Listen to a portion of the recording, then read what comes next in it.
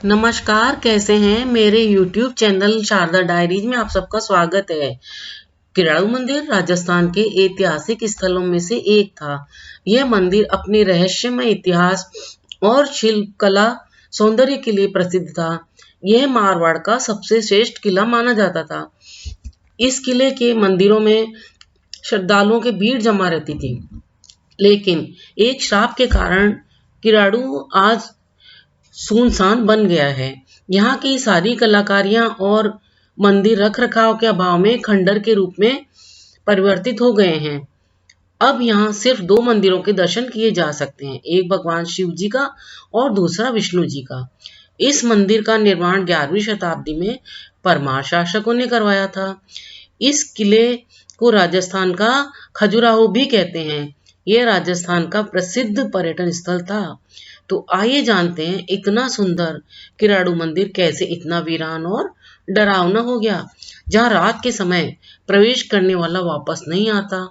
ऐसी घटनाएं स्थानीय लोगों द्वारा बताई जाती है कि किराड़ू मंदिर के वीरान होने के बारे में कहा जाता है कि किराड़ू मंदिर हातमा गांव में स्थित था। जहां का शासक परमार था वह बहुत ही अपनी मनमानी करता था। इस गांव के लोग भी काफी क्रूर स्वभाव के थे। एक बार इस गांव में एक साधु अपने शिष्यों के साथ भ्रमण के लिए आया, तो उसे गांव का वातावरण और शुद्ध हवा बहुत अच्छी लगी, तो वह कुछ समय के लिए वहीं रहने लगा। साधु और शिष्य तो बहुत ही ज्ञानी थे और हर मुसीबत में गांव के लोगों की सहायता भी करते थे। साधु कुछ दिन वहां रहने के बाद वहां से दूसरे गांव में जाने की योजना बनाई। वह अपने शिष्यों को उसी गांव में छोड़कर दूसरे गांव चला गया। साधु को दूसरे गांव में कुछ समय तक रहना पड़ा। साधु के दूसरे गांव में जाकर रहने से राजा ने सभी को हुक्म दे दिया कि कोई भी गुरु के इन शिष्यों की सहायता नहीं करेगा। भूख प्यास से शिष्यों का स्वास्थ्य खराब होने लगा, किसी की जान भी जाने लगी। इस तरह शिष्य बहुत कष्ट उठा रहे थे। इस गांव में एक बूढ़ी औरत ने ही शिष्यों की सहायता करी। अन्य किसी ने एक बूंद जल भी उन्हें नहीं पिलाया। गुरुजी के वापस आने तक शिष्यों की सहायता सिर्फ और सिर्फ एक बूढ़ी कुमारी औरत ने ही करी। इसके कारण ही कुछ शिष्य जीवित बचे थे। 1 महीने की यात्रा पूरी करने के बाद जब साधु वापस आए, तो उन्होंने अपने शिष्यों को भूख प्यास से तड़पते देखा। उनकी स्थिति देखकर गुरुजी बहुत क्रोधित हुए और राजा के पास गए। तो राजा ने साधु का अपमान किया, उनको कोई आदर सत्कार मान सम्मान भी नहीं दिया। साधु अपना अपमान और शिष्यों की स्थिति को बिल्कुल सह नहीं पाया और वह अपने शिष्यों से बोला, जिस स्थान पर लोगों में दया करुणा नहीं है, उस स्थान पर अब हमें नहीं ठहरना चाहिए। नाराज होकर गुरुजी ने राजा से कहा, जहाँ दया भाव, परोपकार भाव तथा साधुओं का आदर सत्कार न हो, उस गांव का विनाश होना ही उचित है। जो करुणा का भाव नहीं समझते, साधुओं का सम्मान करना नहीं समझते, उन्हें इस संसार में जीने का भी कोई हक नहीं है। यह बात कहने के बाद साधु ने उस कुमारी औरत को बुलाया जिसने की शिष्यों की सहायता की थी। साधु ने उस कुमारी से कहा, यह गांव अब नष्ट होने वाला है। सूरज ढलने तक तुम इस गांव को छोड़कर चली जाओ और जाते समय पीछे मुड़कर मत देखना।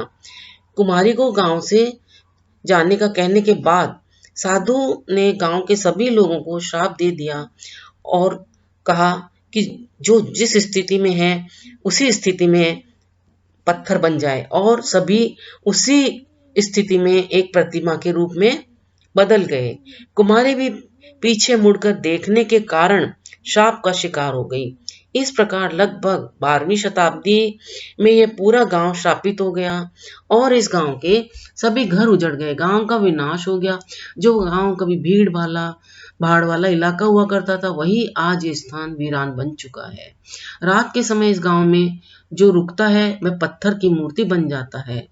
यहाँ इस प्रकार की कई घटनाएं घटित हुई है, पर इसका किसी के पास कोई तोड़ नहीं है। इस किले और गांव के रहस्य के बारे में जानने के लिए अनेक प्रयास किए गए, पर आज तक ये राज्य ही बना हुआ है। यह राज कोई नहीं समझ पाया। भय के कारण लोग इस गांव में कदम भी नहीं रखते। कभी कभी दिन के समय कुछ यात्री इस वीरान जगह पर आते हैं तो वह शाम होते ही चले जाते हैं। किराड़ू मंदिर में कई नियम बनाए गए हैं जिनका पालन हर व्यक्ति करता है। जैसे इस गांव में शाम के समय किसी भी व्यक्ति को प्रवेश करने की इजाजत नहीं दी जाती है और रात होने के पहले यह गांव वापस सुनसान हो जाता है।